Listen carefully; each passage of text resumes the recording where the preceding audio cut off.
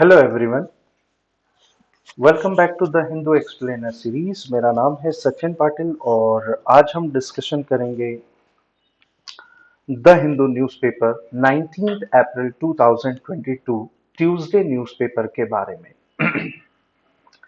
क्या कहता है आज का हमारा इंपॉर्टेंट न्यूज़पेपर, इसके बारे में हम लोग समझ लेते हैं।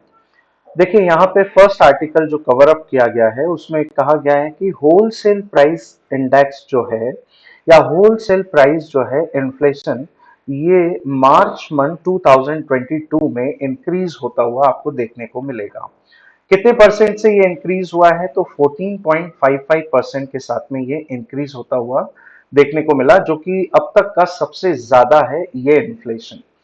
इन्फ्लेशन तो है, लेकिन कौन से इन्फ्लेशन की हम बात कर रहे हैं? तो होलसेल प्राइस इंडेक्स की हम बात कर रहे हैं कि वैसे तो इन्फ्लेशन को हम दो तीन तरीके से मेजर करते हैं। एक होता है होलसेल प्राइस इंडेक्स और दूसरा होता है कंज्यूमर प्राइस इंडेक्स। इससे पहले वाले वीडियो में हम लोगों ने डिस्कशन किया था कंज्यूमर प्राइस इंडेक्स के बारे में। इस बार होलसेल प्राइस इंडेक्स के बारे में बताया गया है कि भारत में जो इन्फ्लेशन है ना, फ्यूल एंड पावर के जो रेट हैं ये बढ़ते हुए दिखे हैं, और इसमें कारण भी बताया गया है कि किस वजह से ये सारी चीजें बढ़ती हुई देखने को मिल रही हैं। बिकॉज यूक्रेन और रशिया का जो कॉन्फ्लिक्ट चल रहा है या वॉर जो चल रहा है, उसकी वजह से भी काफी सारा इम्पैक्ट हमारे यहाँ देखने को मिल रहा है। चीजें महंगी होती हुई देखने को आपको मिलेंगी। तो ये होता क्या है, इसके बारे में हम लोग डिटेल में आगे डिस्कशन करेंगे। आगे बढ़ते हैं हमारे अगले आर्टिकल की तरफ। यहाँ पे एक छोटा सा आर्टिकल आपको देखने को मिलेगा। जो लेफ्टिनेंट जनरल हैं या लेफ्टिनेंट जनरल जो हैं मनोज पांडे, ये भारत के नए आर्मी चीफ बनाए गए हैं और ये इस पोस्ट को अज्यूम करेंगे चार्ज ऑन 30 अप्रैल। ठीक है, तो मनोज जो पांडे हैं ये जगह लेंगे किसकी? तो मनोज मुकुंद जो है उनकी जगह ये लेंगे, है ना। एमएम नरवाने की ये जगह लेंगे, मनोज मुकुंद नरवाने। और इनके बारे में यहाँ पे बताया गया है कि ये भारत के 29th नंबर के क्या होंगे, आर्मी चीफ अपॉइंट किए गए हैं। तो इनके बारे में हम सारी चीजों को देखेंगे आगे चल करके। ठीक है, इंडियन आर्मी के बारे में भी आप लोगों से क्वेश्चन एग्जाम में पूछे जा सकते हैं। इसके अलावा बात करते हैं हमारे अगले आर्टिकल की तरफ। आर्टिकल क्या बोलता है? तो गुरु तेग बहादुर, इनकी हाल ही में एनिवर्सरी सेलिब्रेट की जा रही है, बर्थ एनिवर्सरी। और कौन सी बर्थ एनिवर्सरी है जिसको सेलिब्रेट किया जा रहा है? तो 400 एनिवर्सरी है जिसको सेलिब्रेट किया जा रहा है। प्रकाश पर्व के रूप में हम इसको सेलिब्रेट कर रहे हैं। ठीक है, तो इसके बारे में यहाँ पे जानकारी दी गई है। इसके अलावा अगला आर्टिकल छोटा सा आर्टिकल है जिसके बारे में यहाँ पे दिया हुआ है ना। रेरा एक्ट या रेरा रूल के बारे में यहाँ पे बात बताई गई है। रेरा रूल क्या है इसके बारे में आप लोग को पता होना चाहिए। Real estate regulation and development act 2016 के बारे में यहाँ पे मेंशन किया गया है ना। अब ये रेरा एक्ट या रियल एस्टेट एक्ट क्यों लाया गया था, इसके बारे में आगे मैंने डिटेल में बताया है। लेकिन यहाँ पे सुप्रीम कोर्ट ने एक क्वेरी की है किसको लेकर के? यहाँ पे स्टेट सेक्रेटरीट से यहाँ पे सवाल पूछे गए हैं कि भाई कि आप यूनियन गवर्नमेंट के द्वारा पूछी गई जो क्वेरीज है उनका रिस्पांस आप क्यों नहीं कर रहे हैं, है ना। क्योंकि काफी सारी क्वेरीज निकल करके यहाँ पे आई है, किसके अगेंस्ट में, किसके अंडर में? तो रेरा रूल्स के अंडर में काफी सारी क्वेरीज हैं जिनको लेकर के स्टेट सेक्रेटरीज जो हैं वो इस रिस्पॉन्स नहीं कर रहे हैं यूनियन गवर्नमेंट को। तो इस बारे में यहाँ पे एक्शन लेते हुए सुप्रीम कोर्ट ने पूछा है स्टेट सेक्रेटरीज से कि भाई आप क्यों नहीं रिस्पॉन्स कर रहे हैं यूनियन गवर्नमेंट की क्वेरीज को लेकर के, है ना। तो इसके बारे में यहाँ पे मेंशन किया गया है। वैसे तो कुछ खास इस आर्टिकल में नहीं है, लेकिन रेरा एक्ट जब निकल करके आया तो उसके बारे में आपको कुछ थोड़ी बहुत इंफॉर्मेशन होनी चाहिए। आगे बात करते हैं एडिटोरियल पेज में। तो एडिटोरियल पेज में यहाँ पे ऑथर के द्वारा बताया गया है कि इंडिया एक्शन ले सकता है, क्रिटिसाइज कर सकता है रशिया और यूक्रेन इन्वेजन को लेकर के, है ना। तो इसके बारे में यहाँ पे ऑथर ने लिखा है कि जिस तरीके से इंडिया ने एक्शन लिया था। आज से कुछ टाइम पहले की बात यहाँ पे चल रही है, 2018 का ये टाइम पीरियड था जब यूनाइटेड स्टेट ने विड्रॉ किया था एक ट्रीटी को लेकर के, जिसको हम कहते हैं ईरान न्यूक्लियर डील को लेकर के यहाँ पे बात की गई। और उसके बाद काफी सारे सैंक्शंस ईरान के ऊपर लगाए गए और उस डील को कहा जाता है जेसीपोआ डील कहा जाता है। अब ये जेसीपोआ कब साइन किया गया था, नेगोशिएशन कब स्टार्ट हुआ था, तो 2013 में ये नेगोशिएशन स्टार्ट हुआ था। और इस पर डील पर साइन की गई थी 2015 में। जेसीपोआ का मतलब है यहाँ पर joint comprehensive plan of action, या जिसको ही हम ईरान न्यूक्लियर डील के नाम से भी जानते हैं। क्या कहते हैं, ईरान न्यूक्लियर डील के नाम से इसको जाना जाता है, या ईरान डील के नाम से भी हम जानते हैं।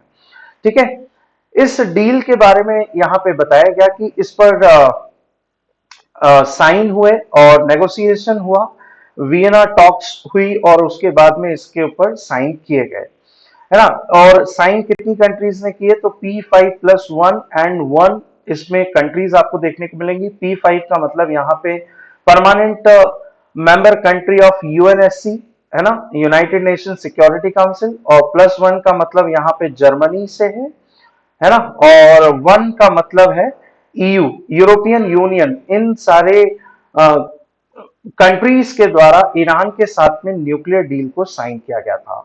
लेकिन 2018 में आते आते क्या हुआ कि 16 में यूएस के अंदर बराक ओबामा की सरकार बदली और यहां पर आती है रिपब्लिकन पार्टी, और रिपब्लिकन पार्टी के हेड बन करके आते हैं यहां पर डोनाल्ड ट्रंप। और डोनाल्ड ट्रंप 2018 में इस जेसीपोआ डील या ईरान न्यूक्लियर डील से विड्रॉ कर लेते हैं, और उसके बाद काफी सारे इकोनॉमिकली सैंक्शंस ईरान के ऊपर लगा दिए जाते हैं। और ये भी कह दिया जाता है कंट्रीज के द्वारा कि ईरान के साथ में कोई भी कंट्री इकोनॉमिक डील नहीं साइन करेगा, है ना, या कोई भी इकोनॉमिकली तरीके से ट्रेड नहीं करेगा, ये भी इसके अंदर मेंशन किया गया।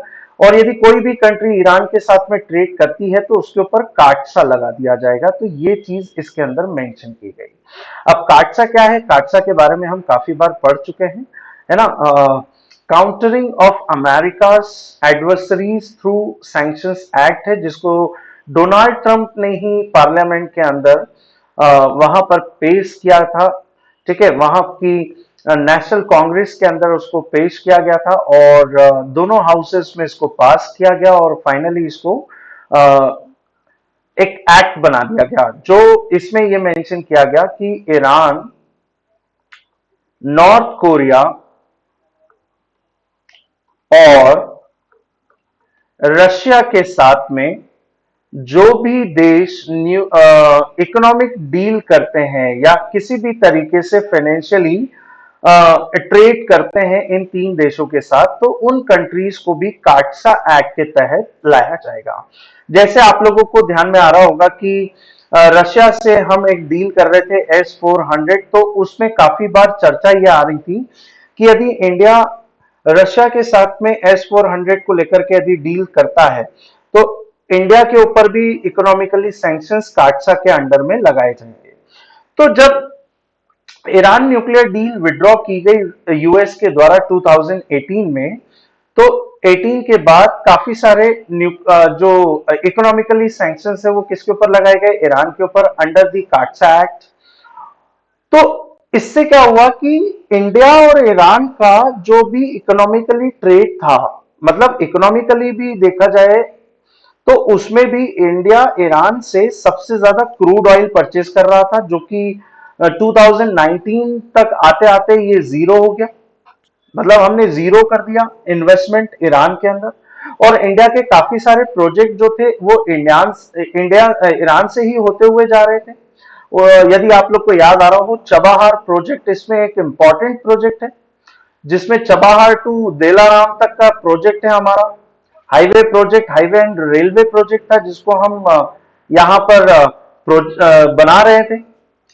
Afghanistan and Central Asia to Europe continent तक का हमारा ये प्रोजेक्ट था, जिसमें हम ट्रेड कर रहे थे इन कंट्रीज के साथ में मिलकर के।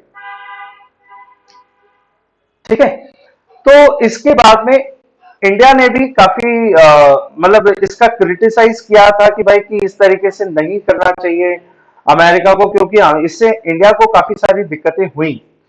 उसी तरीके से आज रशिया के हमारे साथ में काफी सारे रिलेशन हैं, और रशिया आज की डेट में ऑयल परचेस कर रहा है कम कीमत पर।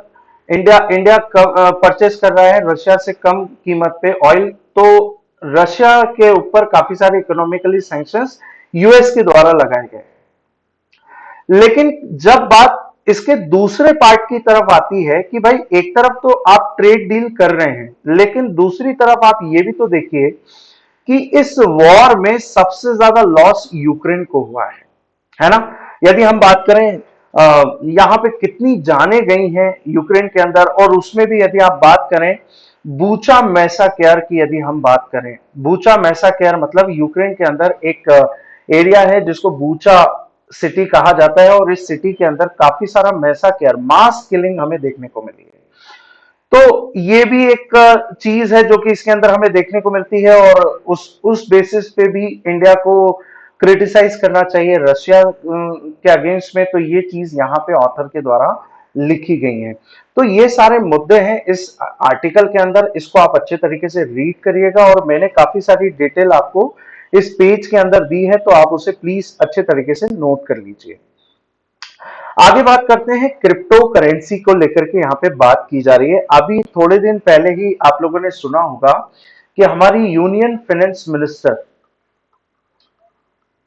ठीक है, फाइनेंस मिनिस्टर निर्मला सीतारमन ने अपने बजट में एक चीज का जिक्र किया था, और वो था क्रिप्टो करेंसी को लेकर के। अब क्रिप्टो करेंसी जो है इसको लेकर के यहां पे जिक्र किया था कि भाई कि इसको हम इलीगल क्या करते हैं, टेंडर के रूप में हम देखते हैं, या इलीगल करेंसी के रूप में हम देखते हैं, क्योंकि बिकॉज इस पर किसी भी तरीके से कोई रेगुलेशन नहीं है किसी भी ऑर्गेनाइजेशन का, या कोई भी सेंट्रलाइज ऑर्गेनाइजेशन इस क्रिप्टो करेंसी को रेगुलेट कर रही हो तो हम इसको लीगल माने। लेकिन इस पर किसी भी तरीके से कोई कंट्रोल नहीं है, और ये इंटरनेशनल मार्केट में फ्रीली सरवाइव कर रही है, जिसके रेट डेली बेसिस पे फ्लक्चुएट होते हुए देखने को मिलेंगे जैसे शेयर बाजार होता है। लेकिन शेयर बाजार पर कहीं ना कहीं कंट्रोल किसका होता है, सेबी का होता है। लेकिन इस क्रिप्टो करेंसी पर किसी भी तरीके से सेंट्रलाइज अथॉरिटी या बॉडी का कंट्रोल नहीं है। जैसे कि आरबीआई आरबीआई क्या करता है, इंडियन फाइनेंशियल सिस्टम को या इंडियन इकोनॉमिक सिस्टम को रेगुलेट करता है और कंट्रोल करता है। उसी तरीके से क्रिप्टो करेंसी पर किसी भी चीज का कंट्रोल नहीं है, और ये इंटरनेशनल मार्केट में फ्रीली सर्वाइव कर रही है। तो इसको देखते हुए ये कहा गया कि भाई कि यदि कोई भी व्यक्ति क्रिप्टो करेंसी पर इन्वेस्ट करता है तो उसके ऊपर कितना परसेंट टैक्स होगा, ये भी इसके अंदर मेंशन किया कि भाई उसको 30% टैक्स देना होगा जो भी उसको प्रॉफिट होता है।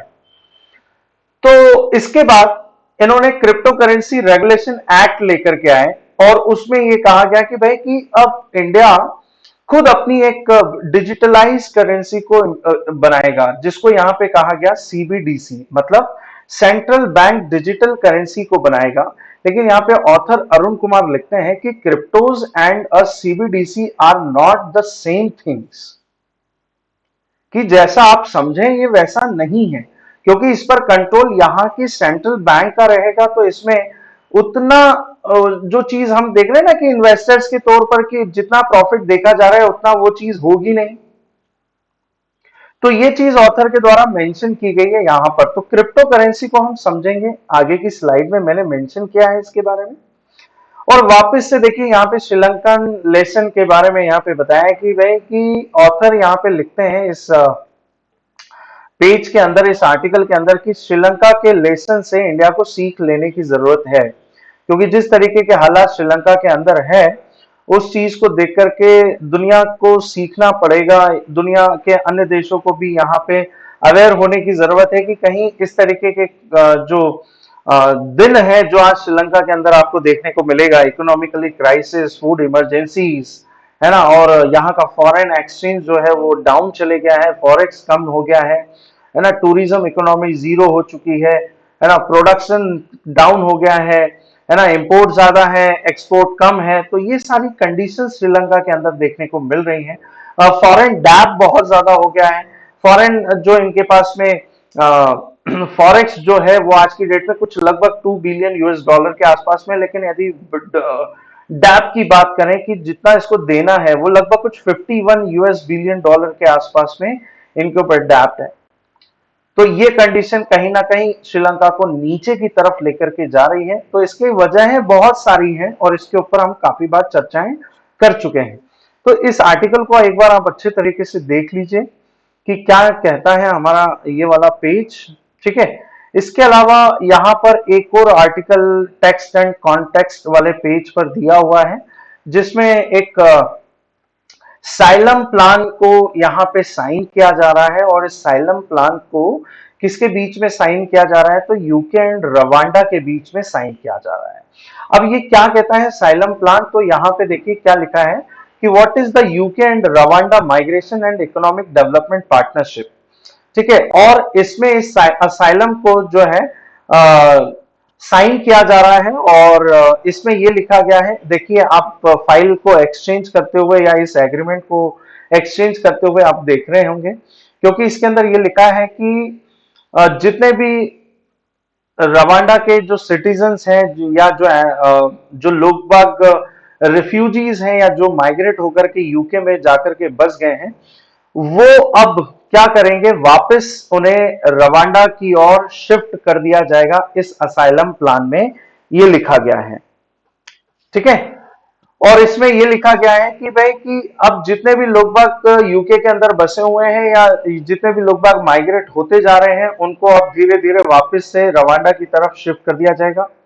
और उनको यूके की गवर्नमेंट रवांडा के अंदर एक इन्वेस्टमेंट कर रही है, और वो यहाँ पे मेंशन किया गया है कि यूके की गवर्नमेंट 120 मिलियन यूरो जो है वो यहाँ पर देगी रवांडा को, जिससे वो अपने इकोनॉमिकली ट्रांसफॉर्मेशन को या इंफ्रास्ट्रक्चर को या यहाँ पर जितने भी प्रोजेक्ट है उनको वो डेवलप कर सके। इंटीग्रेशन फंड्स जो इनको प्रोवाइड किया जा रहा है, ताकि यहां से कोई भी व्यक्ति यूके की तरफ क्या ना कर सके, माइग्रेट ना हो, कोई भी रिफ्यूजी ना हो। तो ये इस प्रोजेक्ट को यहाँ पे मेंशन किया गया है इस आर्टिकल के अंदर। अब आप सोचेंगे कि क्या इससे पहले भी ऐसा कुछ हो चुका है, तो बिल्कुल इजराइल ने भी कुछ इसी तरीके का रवांडा के साथ में डील साइन किया था, जिसमें इजराइल ने उनके देशों में जितने भी रेफ्यूजीज थे उनको वापस से शिफ्ट किया रवांडा की तरफ। ये आप लोग को ध्यान में रखना है। ठीक है, तो ऐसे मुद्दे आपको देखने को मिलेंगे यहां पर। अब आपकी जानकारी के लिए बता दूं कि रवांडा जो है एक कॉमनवेल्थ नेशन आता है। अब इसको आप लोगों को ध्यान में रखना है, कॉमनवेल्थ नेशन है।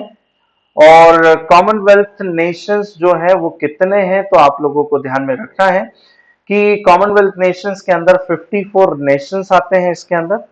ठीक है, जिसमें से रवांडा एक नेशन है जिसको कॉमनवेल्थ नेशन माना जाता है। ठीक है, इसके अलावा मैं और चीज बता दूं, कॉमनवेल्थ नेशन उन कंट्रीज को कहा जाता है जिन पर कभी ना कभी उन कंट्रीज पर कभी ना कभी ब्रिटेन ने क्या किया हो, रूल किया हो। ऐसे कंट्रीज को क्या कहा जाता है, कॉमनवेल्थ कंट्रीज कहा जाता है। लेकिन आपकी जानकारी के लिए मैं बता दूं यहां पर कि रवांडा वो एक कंट्री है जिस पर कभी भी ब्रिटेन ने रूल नहीं किया है। ध्यान रखना ये चीज को। फिर भी वो कॉमनवेल्थ नेशंस का हिस्सा है। और रवांडा कॉमनवेल्थ नेशन का हिस्सा कब बना, तो 2009 में रवांडा कॉमनवेल्थ नेशन का मेंबर बना। कॉमनवेल्थ नेशन की बात करें तो कॉमनवेल्थ नेशन का हेडक्वार्टर कहां पर है, तो कॉमनवेल्थ नेशन का हेडक्वार्टर लंदन के अंदर आपको देखने को मिलेगा, और जिसकी हेड है एलिजाबेथ सेकेंड। ये भी आप लोग को इसके अंदर ध्यान रखना है, क्वीन एलिजाबेथ सेकेंड इसकी हेड है। और चेयर ऑफ ऑफिस की बात करें तो जो यूके के प्राइम मिनिस्टर हैं, पीएम बोरिस जॉनसन, वो इसके क्या है, चेयर इन ऑफिस हैं, है ना, जो कि ये सारी देखरेख यहां पे करते हैं। इसके अलावा हम बात करें, एक और कंट्री है जो कि इसकी मेंबर, जो जिस पर इसने रूल नहीं किया है, ब्रिटेन ने रूल नहीं किया है, फिर भी वो किसकी मेंबर है, कॉमनवेल्थ नेशंस की मेंबर है। तो ये चीज आप लोग को इसके अंदर ध्यान रखना है। और ये इसकी मेंबर कब बनी थी, तो उस पहले कंट्री का नाम पहले आप लोग सुन लीजिए, मोजाम्बिक। मोजाम्बिक वो कंट्री है जो 1995 में कॉमनवेल्थ नेशन बनी, किसकी, कॉमनवेल्थ नेशंस कंट्रीज की, ग्रुप की। लेकिन रवांडा और मोजाम्बिक वो कंट्री है जिस पर कभी भी रूल ब्रिटेन ने नहीं किया है, लेकिन एक असाइनमेंट को साइन करके Rwanda and Mozambique Commonwealth Nations मानी जाती हैं। जबकि कॉमनवेल्थ नेशंस की डेफिनेशन मैंने आपको क्या बताई है कि वो देश जिन पर कभी ना कभी किसने रूल किया हो, ब्रिटेन ने रूल किया हो, उन नेशंस को क्या कहा जाता है, कॉमनवेल्थ नेशंस कहा जाता है। अब इसके बारे में एक और चीज मैं आपको बता देता हूं कि वो दो कंट्रीज जिन्होंने कॉमनवेल्थ नेशंस की मेंबरशिप को लेफ्ट किया, तो पहली है आयरलैंड। आयरलैंड भी कॉमनवेल्थ नेशंस कंट्री कहलाती थी, लेकिन 1949 में इसने मेंबरशिप को छोड़ दिया। और दूसरी कंट्री है जिम्बाब्वे।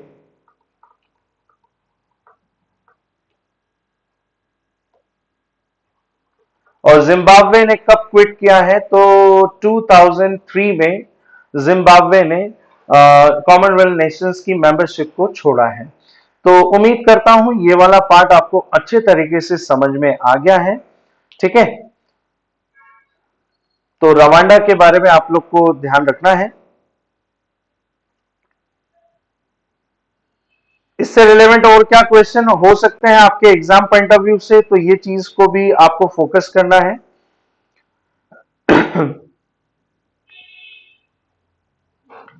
रवांडा के बारे में यदि आपसे पूछा जाए, क्वेश्चन आए कि भाई कि रवांडा की कैपिटल क्या है, तो इसके बारे में आप लोग को ध्यान में रखना है।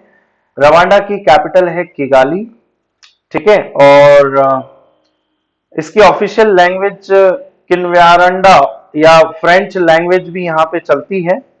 और रवांडा जो है ये कब यूनाइट हुआ, तो 1962 में यूनाइट हुआ और यूएन के द्वारा इसको अडॉप्ट किया गया इन 1962। ठीक है, और बात करें यहाँ की करेंसी की, तो फ्रैंक करेंसी यहाँ पे चलती है, रवांडा फ्रैंक यहाँ पे चलती है करेंसी। और यहाँ के प्रेसिडेंट की बात करें तो पॉल कगामे यहाँ के प्रेसिडेंट हैं, ध्यान रखना है आपको, प्रेसिडेंट है पॉल कगामे। ठीक है, तो ये चीजें आप लोग को इसके अंदर ध्यान रखनी है। तो ये है हमारा आर्टिकल एडिटोरियल पेज जिसके बारे में आपसे पूछा जाएगा। आगे बात करते हैं हमारे डिटेल एनालिसिस की तरफ हम चलते हैं। इसको मैं थोड़ा सा साइज आपके सामने ले आता हूं। यहाँ पे बात की गई है होलसेल प्राइस इन्फ्लेशन के बारे में, जो कि 14.55% इन मार्च मंथ में देखा गया है, रिकॉर्ड किया गया है। अब यहाँ पे WPI एंड CPI के बारे में आपसे क्वेश्चन पूछा जाता है, तो सबसे पहले तो इसका फुल फॉर्म आपको पता होना चाहिए। WPI है होलसेल प्राइस इंडेक्स। देख सकते हैं यहाँ पे डील किसमें की जा रही है, होलसेल में यहाँ पे सारी चीजों को मेंशन किया जाता है। दूसरा है कंज्यूमर प्राइस, मतलब यहाँ पे रिटेल प्राइस की बात की जाती है और वो चीज जो उसके मैन्युफैक्चरिंग से लेकर के उसके कंज्यूम होने तक के प्राइस को यहाँ पे काउंट किया जाता है। अब आप ज्यादा परेशान ना हो, आप इस लिस्ट को एक बार अच्छे तरीके से देख लीजिए, यहां पे आपको सारी चीज समझ में आ जाएगी। WPI जो है इसमें अमाउंट है, एक एवरेज चेंज को लिया जाता है in prices, the commodities and the wholesale level. लेकिन यहां पे इंडिकेट किया जाता है एक average change price of the commodities of retail level. मैंने मतलब बोला ना कि कंज्यूम होने तक का, यहां पे कि वो कितने में बिका या कितने में कस्टमर ने उसे खरीदा, वो चीजें यहां पे देखी जाएगी। सबसे इंपॉर्टेंट चीज, WPI को यहां पे कौन पब्लिश करता है, तो office of economic adviser, ministry of commerce and industry के अंडर में ये पब्लिश किया जाता है। चलिए आपको बताना है कौन है कॉमर्स एंड इंडस्ट्री मिनिस्टर। आज की हिंदू एनालिसिस सीरीज का पहला क्वेश्चन का आंसर आप लोग को करना है। अगला, central statistics office ministry of statistics programme implementation के अंडर में इस सीपीआई को पब्लिश किया जाता है। अगला क्वेश्चन, आपको ये मिनिस्टर का नाम भी बताना है। ठीक है, इसके अलावा एक और क्वेश्चन का आंसर आप लोग को बताना है कि नेशनल, ये क्वेश्चन आ चुका है एग्जाम में इसलिए मैं आप लोगों से पूछ रहा हूं, नेशनल स्टैटिस्टिक्स जो डे है ये कब सेलिब्रेट किया जाता है, इसके बारे में आप लोगों को आंसर करना है कमेंट बॉक्स के अंदर। आगे बात करते हैं मेजर ऑफ प्राइस की। बात करें तो इसमें डब्ल्यूपीआई में सिर्फ गुड्स का ही हम क्या निकालते हैं, डब्ल्यूपीआई निकालते हैं। लेकिन सीपीआई की बात करें तो यहां पे गुड्स एंड सर्विसेज दोनों का हम मेजरमेंट करते हैं। इसके अलावा बात करें, ये वाली लाइन को आपको याद रखना है कि डब्ल्यूपीआई में कितने प्रोडक्ट्स का हम डब्ल्यूपीआई मेजरमेंट करते हैं, तो 697 प्रोडक्ट्स का हम मेजरमेंट करते हैं। इसके बाद बात करें, सीपीआई के अंदर दो तरीके से कैटेगरीज को बांटा गया है। एक रूरल बास्केट, तो रूरल बास्केट में 448 प्रोडक्ट्स को कैलकुलेट किया जाता है, एंड अर्बन बास्केट की बात करें तो 460 प्रोडक्ट्स को यहां पे कैलकुलेट किया जाता है। अब सबसे इंपॉर्टेंट चीज जिससे क्वेश्चन पूछे जाएंगे, बेस ईयर। तो बेस ईयर ज्यादा परेशान होने की जरूरत नहीं है, डब्ल्यूपीआई और सीपीआई दोनों का बेस ईयर 2011-12 है, और भारत में जीडीपी या पर कैपिटा इनकम या फिर नेशनल इनकम जो भी हम कैलकुलेट करते हैं वो सब हमारा बेस ईयर 2011 और 12 ही है जिससे हम निकालते हैं। और जो भी चीज हम निकालते हैं बेस ईयर से उसको हम रियल कहते हैं, ध्यान रखना, क्या कहते हैं, रियल कहते हैं। और जो हम लास्ट ईयर से कैलकुलेट करते हैं तो उसको हम नॉमिनल बेस कहते हैं। ये आप लोग को ध्यान में रखना है, जो भी कैलकुलेट बेस ईयर से होगा वो रियल होगा, और जो भी लास्ट ईयर के आंकड़ों से या बोले तो कैलकुलेशन से यदि हम मेजर करते हैं तो वो नॉमिनल बेस कहलाता है। यहां तक का सारी चीज आप लोग को समझ में आ गई होंगी। इसके अलावा बात करें कि जो डब्ल्यूपीआई है वो कुछ ही कंट्रीज में चलता है इंक्लूडिंग इंडिया। इंडिया के अंदर भी डब्ल्यूपीआई से हम मेजरमेंट करते हैं इन्फ्लेशन को। और बात करें सीपीआई की, तो सीपीआई कुछ लगभग 157 कंट्रीज में कैलकुलेट किया जाता है। इसके अलावा मैं बात करूं, क्योंकि ये इन्फ्लेशन को मेजर करने के ही दो कैलकुलेशन हैं जिसको हम डब्ल्यूपीआई और सीपीआई कहते हैं। अब क्वेश्चन कई बार ऐसे भी पूछ लिए जाते हैं कि टाइप्स ऑफ इन्फ्लेशन, तो यहां पे मेंशन किया गया है, एक होता है डिमांड पुल इन्फ्लेशन और दूसरा होता है cost push inflation. Demand pull नाम से ही समझ में आ रहा है कि मान लीजिए कि किसी प्रोडक्ट का सप्लाई कम है और उसकी डिमांड बहुत ज्यादा है मार्केट में, तो ये एक इन्फ्लेशन को जनरेट करती है जिसको हम कहते हैं demand pull inflation. Too much spending chasing too few goods, जिसमें क्या होता है कि usually the price level increase due to the much spending, the economy can not produce fast enough. मतलब इसमें क्या होता है कि रुपए की परचेसिंग पावर कम हो जाती है और प्रोडक्ट की वैल्यूज जो है, प्राइस जो है वो बढ़ जाती है, बिकॉज क्योंकि सप्लाई कम है और डिमांड ज्यादा है। आगे बात करते हैं कॉस्ट पुश इन्फ्लेशन। मान लीजिए कि किसी प्रोडक्ट के मैन्युफैक्चरिंग करने में उसकी कॉस्ट बढ़ रही है, मतलब कोई भी चीज पहले 10 रुपए में बनती थी तो आज वो 20 रुपए में बन रही है, चीज वही है लेकिन उसकी बनने की कॉस्ट बढ़ती जा रही है समय के हिसाब से, तो उसको हम कहते हैं एक प्रकार की इन्फ्लेशन जिसको हम कहते हैं कॉस्ट पुश इन्फ्लेशन। मतलब जो चीज पहले 10 में बनती थी और मार्केट में 15 में बिक रही है, अब वही चीज 20 में बन रही है, तो वो लाजमी है कि 15 में तो बिकेगी नहीं, वो कितने में बिकेगी, तो वो 25 रुपए में बिकेगी। तो इस प्रकार की इन्फ्लेशन को हम कॉस्ट पुश इन्फ्लेशन कहते हैं। ठीक है, अब दूसरा चीज जो इन्फ्लेशन से रिलेवेंट आपसे पूछा जा सकता है, स्टेजेस ऑफ इन्फ्लेशन। तो स्टेजेस ऑफ इन्फ्लेशन वैसे तो 5 टाइप की होती है, लेकिन यहां पे आपको बेसिकली 4 आपको देखने को मिलेंगे। एक होती है क्रिपिंग इन्फ्लेशन। क्रिपिंग इन्फ्लेशन मतलब रेंगती हुई, जिसको महंगाई कहते हैं, जो कि 0 से 3% के बीच में इसको रखा गया है कि इतने से इतने के बीच इन्फ्लेशन जो होती है उसको हम क्रिपिंग इन्फ्लेशन कहते हैं। दूसरी होती है वॉकिंग इन्फ्लेशन, जो कि चल रही है और ये 3 से 7% के बीच में होती है। और भारत में जो अभी इन्फ्लेशन चल रही है अकॉर्डिंग टू सीपीआई। तो सीपीआई इन्फ्लेशन हमारे यहाँ मेजर, इसी से मेन मेजरमेंट किया जाता है।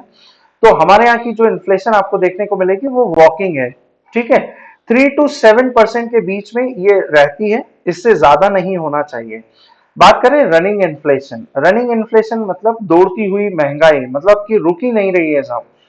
10 से लेकर के 20% तक का जो इन्फ्लेशन है उसको हम रनिंग इन्फ्लेशन कहते हैं। इसके बीच में एक और इन्फ्लेशन आती है वैसे तो, उसको हम गैलोपिंग कहते हैं, है ना। मैं यहाँ पे मेंशन कर देता हूँ, उसको हम क्या कहते हैं, गैलोपिंग इन्फ्लेशन कहते हैं।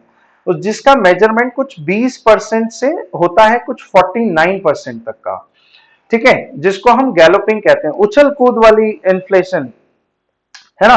और उसके बाद में होती है लास्ट हाइपर इन्फ्लेशन, जो कि 49% से अबव होती है। वैसे तो इनके हिसाब से जो है, चार क्राइटेरिया के हिसाब से अबव 20% इज हाइपर इन्फ्लेशन, है ना, कि अब कुछ नहीं हो सकता है यहाँ पे, बिल्कुल हाइपर इन्फ्लेशन मतलब महंगाई चरम सीमा पर है। बिल्कुल उसी तरीके से जैसे श्रीलंका में फूड प्रोडक्ट्स के रेट इतने हाई हो गए हैं कि ब्रेड का पैकेट 100-150 रुपए का मिल रहा है, दूध 200 रुपए लीटर मिल रहा है। मतलब बेसिक रिक्वायरमेंट वाली चीजें, रिटेल चीजें जो रोजमर्रा में इस्तेमाल होती है, जो कि रिक्वायरमेंट है, वही चीजों के रेट बढ़ जाना, इसी को ही हम इन्फ्लेशन कहते हैं, है ना। फूड क्राइसिस आ गया है वहां पे, जिसकी वजह से ये रेट आपको बढ़ते हुए देखने को मिल रहे हैं। बात करते हैं लेफ्टिनेंट जनरल मनोज पांडे की। ये न्यू आर्मी चीफ बने हैं और ये 29th नंबर के आर्मी चीफ होंगे। और ये किसको रिप्लेस करेंगे, ये रिप्लेस करेंगे एम नरवणे को, मनोज मुकुंद नरवणे को ये रिप्लेस करेंगे, ठीक है। अब इंपॉर्टेंट क्या है, इंपॉर्टेंट है इंडियन आर्मी से क्वेश्चन आपसे पूछे जा सकते हैं। सबसे इंपॉर्टेंट चीज, आर्मी डे कब सेलिब्रेट किया जाता है, तो यहाँ पे मेंशन है, देखिए, army day is celebrated on every year 15th जनवरी, और ये एग्जाम में पूछा जाता है और पूछा भी गया है। इस साल का जो आर्मी डे है 2022, कौन से नंबर का आर्मी डे था, तो ये क्वेश्चन आपसे पूछा जाएगा, तो 74th, ठीक है। आर्मी को कब बनाया गया था, वैसे तो आर्मी हमारे यहाँ अंग्रेजों के टाइम पे बन चुकी थी, founded almost 126 years ago British Empire on 1 April 1895। लेकिन हमारे यहाँ आर्मी को नेशनलाइज 1950 में किया गया, जब इंडिया रिपब्लिक हुआ, ठीक है। इसके अलावा इस लाइन को आप लोग अच्छे तरीके से देखें, क्या लिखा हुआ है, Indian army is the considered the world's 4th strongest army मानी जाती है ना। और लेकिन नंबर ऑफ सोल्जर्स के हिसाब से बात करें तो सेकेंड लार्जेस्ट कंट्री मानी जाती है। नंबर ऑफ सोल्जर्स की बात करें, स्ट्रॉन्गेस्ट की बात करें तो 4th स्ट्रॉन्गेस्ट कंट्री है। आगे बात करें 15 जनवरी 1949, ये लाइन आपको याद रखनी है, जो कि फील्ड मार्शल बने थे पहले भारत के आर्मी के अंदर, जिनका नाम है के एम करियप्पा। ये नाम आपको याद रखना है, क्वेश्चन आएगा, फर्स्ट आर्मी चीफ कौन थे या फर्स्ट फील्ड मार्शल कौन थे इंडियन आर्मी के, तो के एम करियप्पा थे, जिनको बनाया गया था, ठीक है। तो उम्मीद करता हूं ये सारी चीजें आप लोग को इसके अंदर अच्छे तरीके से क्लियर हो गई। आगे बात करते हैं गुरु तेग बहादुर बर्थ एनिवर्सरी, और इस बार इनकी जो बर्थ एनिवर्सरी है उसको सेलिब्रेट किया जा रहा है, 400th birth anniversary of Guru Tegh Bahadur, ठीक है। और Shri Akhand Path was the inaugurated by the gurdwara Guru ke महल, जिसको कहा जाता है birth place of 9th Sikh गुरु गुरु तेग बहादुर, जो कि इनका बर्थ प्लेस माना जाता है। और गुरु तेग बहादुर कौन से नंबर के सिख गुरु हैं, तो 9th नंबर के सिख गुरु हैं। अब क्वेश्चन आएगा कि टोटल सिख गुरु कितने रहे हैं, तो आपकी जानकारी के लिए बता दूं 10 सिख गुरु रहे हैं। इसकी शुरुआत किनके द्वारा की गई थी, तो गुरु नानक जी के द्वारा सिख धर्म की शुरुआत की गई थी। और आखिरी गुरु थे 10th नंबर के या लास्ट सिख गुरु, जिनका नाम है गुरु गोविंद सिंह, गुरु गोविंद सिंह, ये लास्ट सिख गुरु थे। लेकिन यहाँ पे बात किसकी चल रही है, बात चल रही है गुरु तेग बहादुर की। तो गुरु तेग बहादुर सेकेंड लास्ट यानी 9th नंबर के सिख गुरु थे, ठीक है। और जिनकी ही birth anniversary 400 Prakash Parv birth जो सेलिब्रेट है वो किया जा रहा है। यहाँ पे आप गुरु तेग बहादुर से रिलेवेंट क्वेश्चन आपसे पूछे जा सकते हैं। गुरु तेग बहादुर जी का जन्म 1621 में हुआ था और इनकी डेथ 75 में हुई, 1675। Guru Tegh Bahadur was the 9th Sikh गुरु। ठीक है, और इन्होंने अपनी थ्योरी को यहाँ पे प्रेजेंट किया। प्रोटेक्टर ऑफ द ह्यूमैनिटी कहा जाता है इनको। श्री दी चादर के नाम से बय ऑफ सिखिज्म में देखा जाता है इनको। और बात की जाए, His writing are the house in the sacred text, Guru Granth Sahib के अंदर इनकी काफी सारी लाइनें यहां पर आपको देखने को मिलेंगी। ठीक है, इसके अलावा हम बात करते हैं, इन्होंने एक सिटी को भी स्टैब्लिश किया था, एक टाउन को भी स्टैब्लिश किया था। He was founded the town of Chak Nanki in Punjab, जो कि पंजाब के आनंदपुर साहिब का आपको पार्ट देखने को मिलेगा। और इन 1975 Guru Tegh Bahadur was executed of Delhi under the order of Mughal emperor Aurangzeb. Aurangzeb से इनके कुछ कॉन्फ्लिक्ट थे, जिसकी वजह से औरंगजेब ने गुरु तेग बहादुर को फांसी की सजा दी। और औरंगजेब काफी खूंखार मुगल एम्पायर में से एक माने जाते हैं। तो ध्यान रखना, क्वेश्चन आएगा कि गुरु तेग बहादुर को सजा या किसने फांसी की सजा दी थी या मौत की सजा दी थी, तो औरंगजेब ने दी थी। ठीक है, तो ये चीजें आप लोग को इसके अंदर ध्यान रखना है। इसके बाद हम बात करते हैं response to the queries on RERA rules. Supreme Court ने ये जवाब मांगा है स्टेट के सेक्रेटरी से कि भाई कि आप यूनियन गवर्नमेंट को रिस्पॉन्स क्यों नहीं कर रहे हैं रियल एस्टेट्स के अंदर आने वाली क्वेरीज को लेकर के। क्योंकि रेरा को बनाया ही इसलिए गया था कि किसी भी तरीके की मन मर्जियां रियल एस्टेट्स के अंदर ना हो सके। ये एक तरीके से होम बायर्स जो हैं, जो कि खरीदार जो हैं, कि जो घर या प्रॉपर्टीज खरीदते हैं, फ्लैट्स खरीदते हैं, उनको ये एक सिक्योरिटीज प्रदान करती है, उनको ये प्रोटेक्ट करने का काम करती है। रेरा एक्ट कब आया था? तो 1916 में आया था, इंट्रोड्यूस किया गया था। Real estate regulation and development act, RERA enact act आया था 2016 में, लेकिन इसको इफेक्ट में लाया गया 1 मई इन 2017। अब ये क्या करता है? तो प्रोटेक्ट करता है होम बायर्स को, as well as help boost the investors in the real estate sectors. ठीक है, रियल एस्टेट्स के अंदर इन्वेस्टमेंट को ये क्या करता है? बूस्ट भी करता है और प्रोटेक्ट भी करता है। Bringing the efficiency of the transparency in the sale purchase of real estates. मतलब इसके अंदर भी काफी सारे आप लोगों को मामले, है ना, केसेस आप लोगों को देखने को मिलेंगे, जिसकी वजह से इस एक्ट को भारत के अंदर लाया गया, पार्लियामेंट के अंदर इसको पास किया गया। ठीक है, the act establish real estate regulatory authority in each state regulatory real estate sector also acts the adjectively body of the speedy dispute resolution। मतलब ये जल्दी से क्या करता है? इस मामले में रिजोल्यूशन करता है, रिजॉल्व करता है कि भाई कि जल्दी से इनके अधिकारों को प्रोटेक्ट किया जाए। जो बायर्स हैं, जो कि खरीदते हैं, तो इसका ये ऑब्जेक्टिव ही है कि भाई ट्रांसपेरेंसी लेकर के आना, अकाउंटेबिलिटी लेकर के आना रियल एस्टेट के अंदर। क्योंकि रियल एस्टेट एक ऐसा एरिया था भारत के अंदर जिस पर किसी भी तरीके का कोई कंट्रोल नहीं था, कोई भी कंट्रोलिंग बॉडी नहीं थी कि जो कि इसको रेगुलेट कर सके। ये भी बिल्कुल क्रिप्टो करेंसी की तरफ फ्रीली चल रहा था, मार्केट के रेट्स को अप डाउन करना, ऊपर लेके जाना, नीचे लेकर के जाना, ये सारे काम इसके अंदर आपको देखने को मिलते हैं। ठीक है, उसके बाद में काफी सारे केसेस इसके अंदर आते हैं कि कई बार डिले हो जाता है, कई बार किसी ऑनर के द्वारा पैसे को तो इन्वेस्ट कर दिया गया है, लेकिन उसको वो चीज प्रोवाइड ना होना टाइम पे, है ना, उसको वो फ्लैट नहीं प्रोवाइड होना। तो ये सारे डिस्प्यूट को प्रोटेक्ट करना ये रेरा एक्ट के अंदर लाया गया। ठीक है, अब यहाँ पे अगला टॉपिक जो है वो क्रिप्टो करेंसी को लेकर के यहाँ पे बात की गई है। तो क्रिप्टो करेंसी क्या है?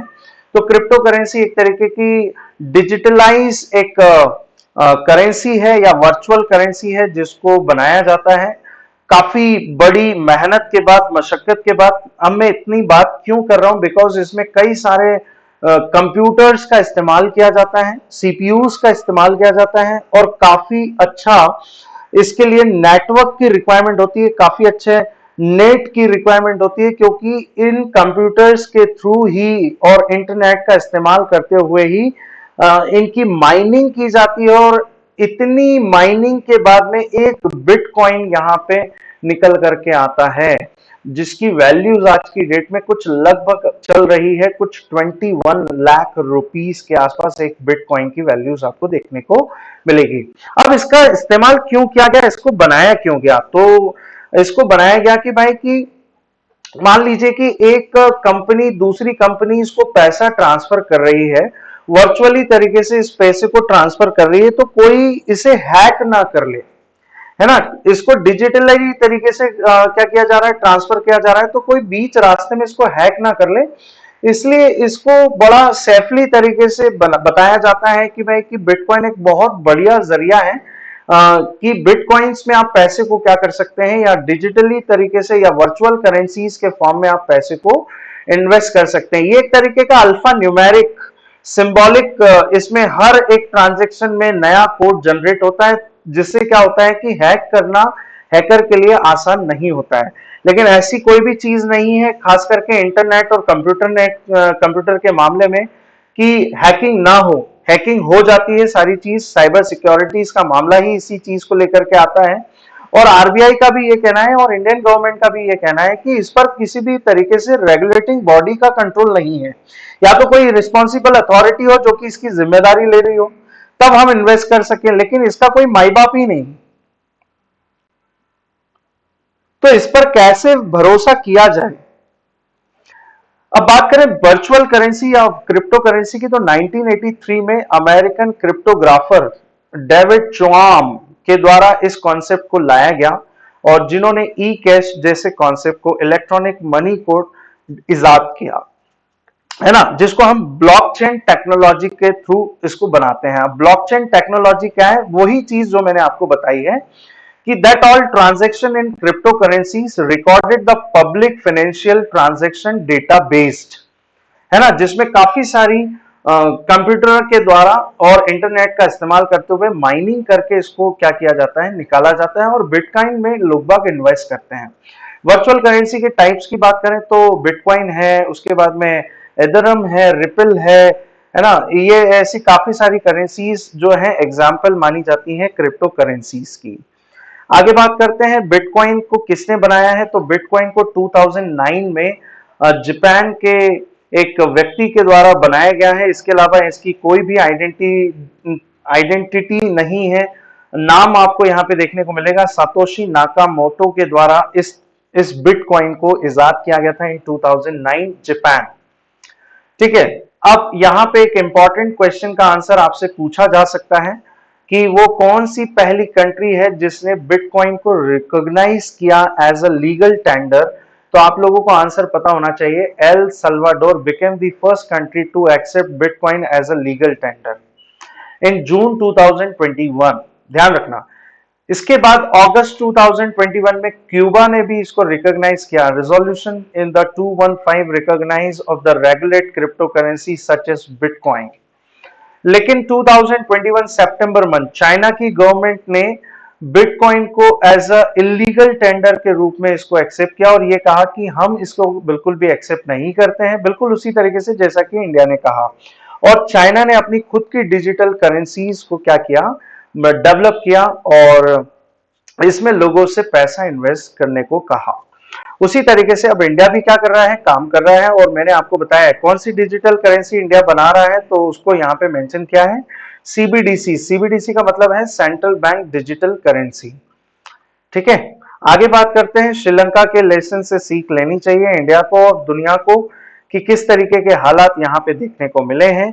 तो इस चैप्टर को मैंने लास्ट वीडियो में भी आप लोगों से डिस्कस किया था, तो इस आर्टिकल को आप अच्छे तरीके से एक बार रीड कर सकते हैं, क्योंकि इसके बारे में मैंने काफी डिटेल में एनालिसिस आपको लास्ट क्लास में दिया था कि क्यों यहाँ पे क्राइसिस देखने को मिला है और इंडिया का क्या स्टैंड है। इंडिया ने काफी एग्रीमेंट श्रीलंका के साथ में अभी हाल में साइन किए हैं, है ना, क्योंकि चाइना की मोनोपोली को खत्म करना चाहता है श्रीलंका, क्योंकि श्रीलंका के ऊपर काफी सारा डैप आपको देखने को मिलेगा चाइना का।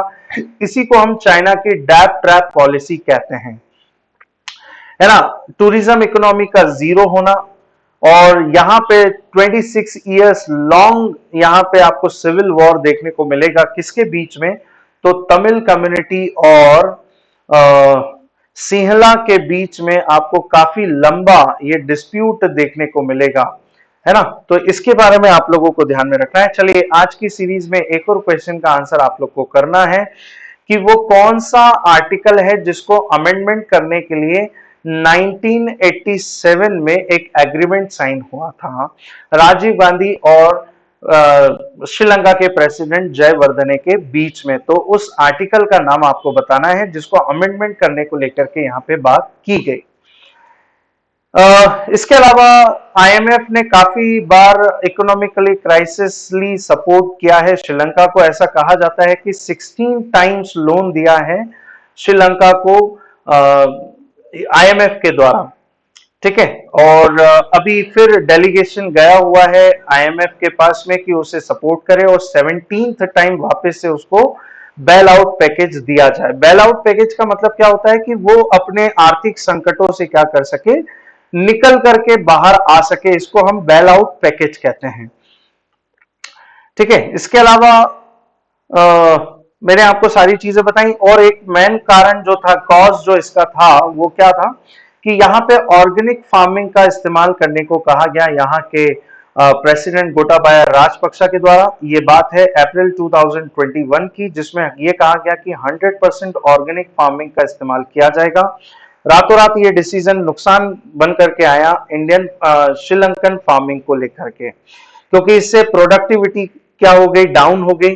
और ऐसा क्यों कहा गया? क्योंकि श्रीलंका काफी सारा केमिकल फर्टिलाइजर इंपोर्ट करता था जिसका इस्तेमाल वहां की फार्मिंग में किया जाता था। तो श्रीलंका ने एक एक्शन लिया कि 100% हम ऑर्गेनिक फार्मिंग को लेकर के आएंगे। ये भी एक इम्पैक्ट पड़ा वहां की प्रोडक्टिविटी को लेकर के, ठीक है। तो ये सारी चीजें हैं जिसकी वजह से श्रीलंका के अंदर क्राइसिस है। और चाइना की डेब्ट ट्रैप पॉलिसी मैंने आपको बताई दी है। तो ये सारे मुद्दे हैं जिसकी वजह से श्रीलंका के अंदर आपको ये क्राइसिस देखने को मिलेगा। तो आज का सेशन उम्मीद करता हूं आपको बहुत अच्छे तरीके से समझ में आ गया होगा। आज के लिए इतना काफी, हम फिर मिलेंगे अगली एनालिसिस सीरीज के अंदर। आज के लिए इतना काफी। Thank you everyone and have a nice day to all.